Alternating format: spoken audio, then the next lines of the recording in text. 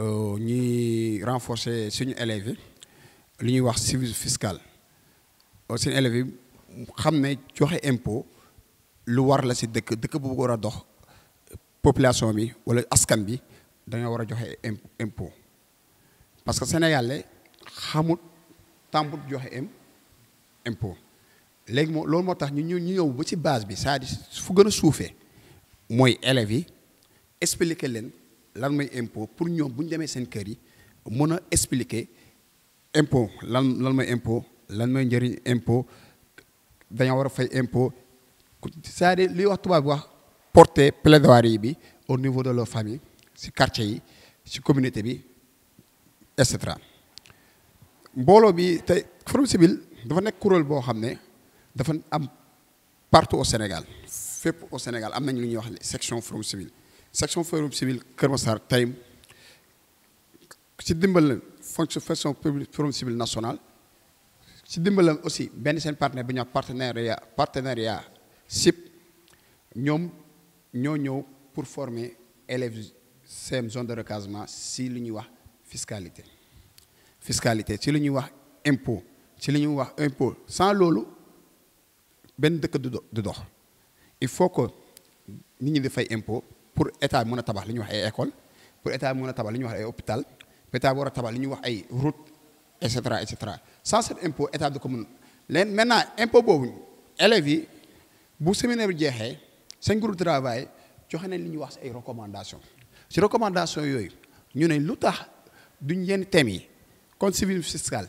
yenn thèmes yi comme bonne gouvernance yenn thèmes yi duñ ko jëm a insister am na certes am na ci programme yi ñu gën ko jëm ko dugal ci programme bi pour que nit ñëpp mun ko jàng élèves bi wax nañ ñu pourquoi duñ def club SICA ci école yëpp ci Kër Massar pour gars yi mun a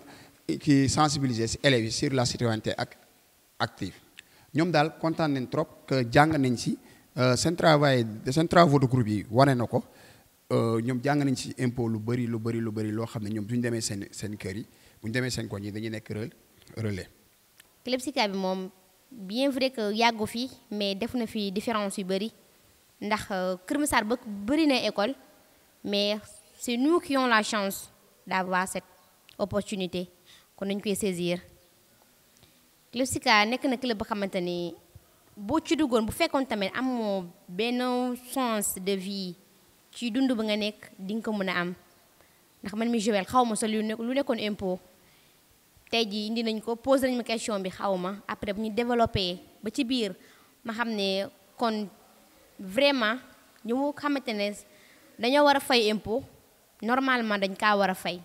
ndax bu ñu ko fayul ñun ñi duñu mën a jàng te duñu mën a fay tamit professeurs yi xam ne ñoo ñuy jàngal waaye kon nag man dina ànd xamante ne bëgg nañ di fay impôt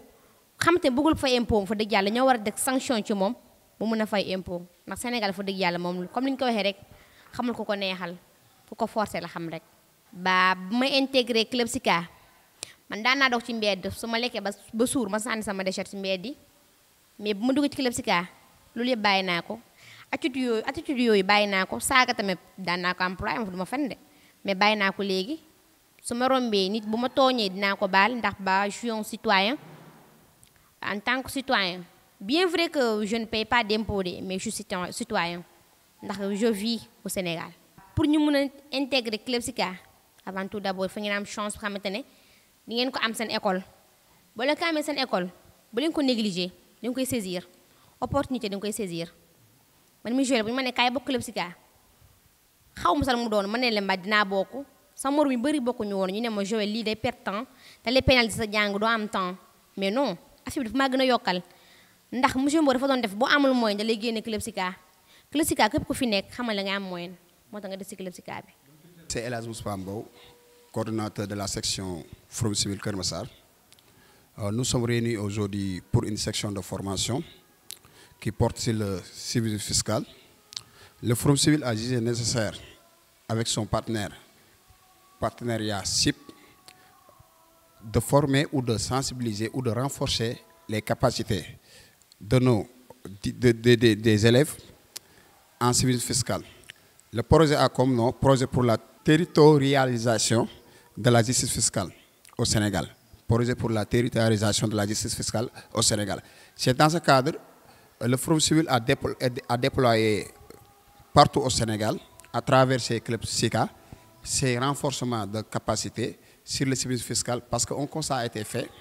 Le Sénégalais, de manière générale, ne connaissent pas l'importance de l'impôt ou l'importance de la fiscalité. Raison pour laquelle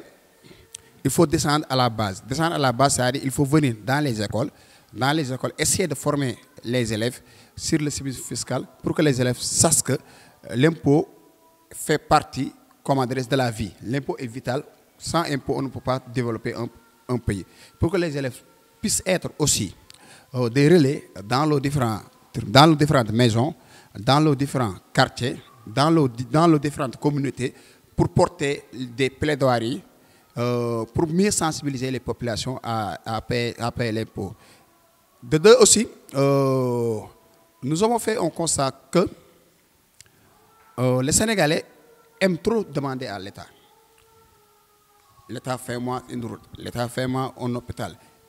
Et par contre, il n'y a pas le minimum fiscal requis pour que l'État puisse réaliser. Raison pour laquelle le Forum civil a initié ces sections de formation, ces relais qu'on appelle les clubs d'intégrité à la citoyenneté active, qui se trouvent dans les 46 départements du Sénégal, dans toutes les communes du Sénégal et dans toutes les écoles, beaucoup d'écoles du Sénégal, pour que ces élèves puissent être sensibilisés sur le civisme, sur la citoyenneté active, sur la bonne gouvernance, et sur beaucoup de thématiques, raison pour laquelle aujourd'hui on a eu à organiser cette section de formation animée par des experts en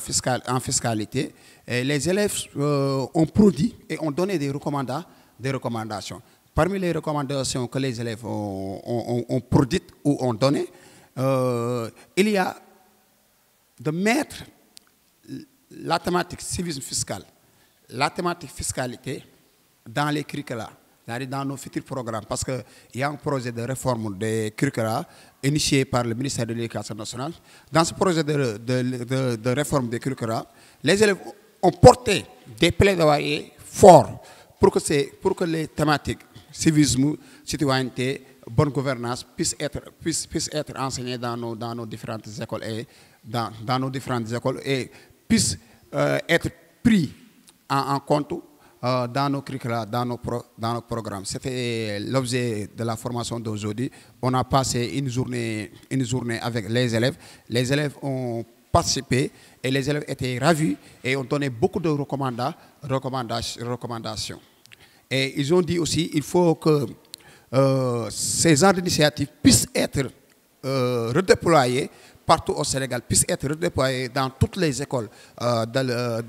du nouveau département de Kermassar. Et ces thématiques puissent être enseignées dans les classes en intra-Miros et en extra-Miros.